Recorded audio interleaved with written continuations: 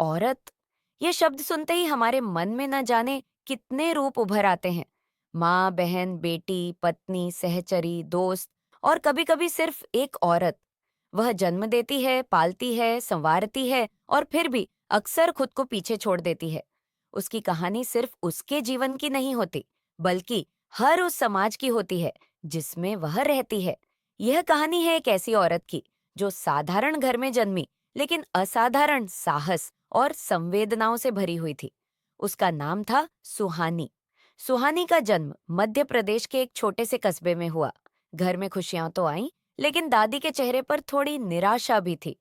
अरे, फिर से लड़की, अब कौन ब्याहेगा, कौन दहेज देगा? पिता ने हंसकर कहा, लड़की है तो क्या हुआ, ये भी तो भगवान का दिया हुआ उपहार है। लेकिन ये सच था कि समाज में लड़कियों का जन्म अब भी बोझ माना जाता था। सुहानी ने बचपन से ही यह महसूस किया कि उसका होना उतना उत्सव नहीं था जितना उसके भाई का। बचपन में वह बहुत जिज्ञासु थी, पढ़ाई में तेज और खेलों में भी आगे।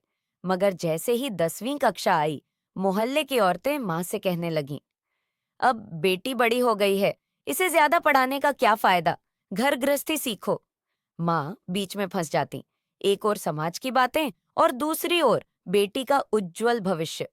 सुहानी ने 12वीं तक पढ़ाई कर ली, लेकिन आगे कॉलेज जाने का सवाल आते ही घर में बहस शुरू हो गई। पिता चाहते थे कि बेटी पढ़े, मगर दादी और रिश्तेदारों का दबाव भारी था। लड़कियां ज्यादा पढ़ लिख लें तो घर बिगाड़ देती हैं, बस सिलाई बुनाई सीख लो और अच्छे घर में ब्याह कर लो। लेकिन सुहानी के सपने बड़े थे। वह स्कूल में अध्यापिका बनना चाहती थी।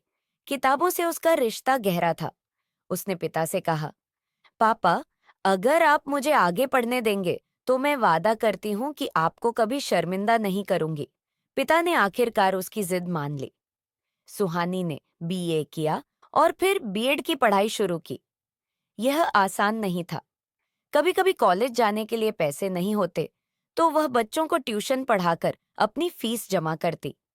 पढ़ाई पूरी होते ही रिश्तेदारों ने फिर कहना शुरू किया, अब लड़की जवान हो गई है, जल्दी से इसका रिश्ता देखो। सुहानी का विवाह राजेश से हुआ, जो पास के ही शहर में एक प्राइवेट कंपनी में काम करता था। शादी के शुरुआती दिन खुशियों से भरे हुए थे। नए घर, नए रिश्ते और नए सपने। लेकिन धीरे धीरे सुहानी को समझ आया कि औरत की असली परीक्षा शादी के बाद शुरू होती है। सास चाहती थी कि वह नौकरी न करे और सिर्फ घर संभाले।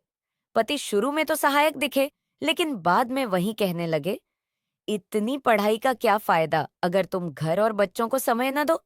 सुहानी दोराहे पर खड़ी थी, एक ओर सपनों की उड़ान और दूसरी ओर परिवार की जिम्मेदारी। कुछ साल बाद जब बेटी का जन्म हुआ, तो सुहानी के जीवन में नया अध्याय शुरू हुआ। माँ बनना एक अनोखा अनुभव था। वह अपनी बच्ची के लिए वही सपने देखती थी जो उसने खुद के लिए देखे थे, लेकिन पूरे नहीं कर पाई थी।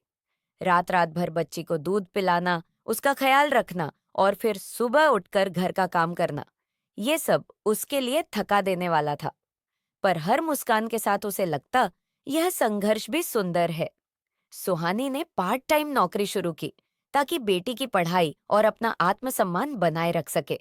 लेकिन मोहल्ले की औरतें ताने देती, इतनी पढ़ी लिखी है, फिर भी पैसा कमाने निकली है, क्या पति का पैसा कम पड़ता है?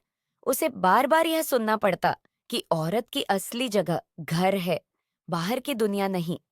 लेकिन सुहानी जानती थी कि अगर औरत अपने पैरों पर खड़ी न हो तो जिंदगी भर समझौता करना पड़ता है। धीरे धीरे सुहानी ने अपनी मेहनत और लगन से स्कूल में स्थायी नौकरी पाली। उसकी सैलरी ने न सिर्फ घर की आर्थिक स्थिति सुधारी, बल्कि उसे आत्मनिर्भर भी बना दिया। अब वही रिश्तेदार जो कहते थे कि लड़कियां घर संभालने के लिए होती हैं, उसकी सफलता पर गर्व जताने लगे। राजेश को भी समझ आने लगा कि उसकी पत्नी सिर्फ गृहिणी नहीं, बल्कि जीवन संगिनी है जो बराबर का साथ निभा सकती है। सुहानी की कहानी सिर्फ उसकी नहीं थी, ये हर उस औरत की कहानी थी जो सपनों और जिम्मेदारियों के बीच झूलती है। कभी बेटी बनकर, कभी बहू बनकर, कभी माँ बनकर और कभी पत्नी बनकर वह हमेशा दूसरों के लिए जीती है। लेकिन जब वह अपने लिए जीना शुरू करती है, तब उसे अपनी असली पहचान मिलती है। औरत की कहानी अधूरी नहीं होती, वह हर दिन लिखी जाती है, कभी आंसुओं से, कभी मुस्कुराहट से। सुहानी ने अपनी बेटी से एक बात कही, बेटा, औरत होना कोई कमजोरी नहीं है। औरत तो वह शक्ति है जिसके बिना समाज अधूरा है। तुम्हें हमेशा अपनी पहचान खुद बनानी है। बेटी ने मुस्कुराकर कहा, माँ, आपकी कहानी मेरी प्रेरणा है।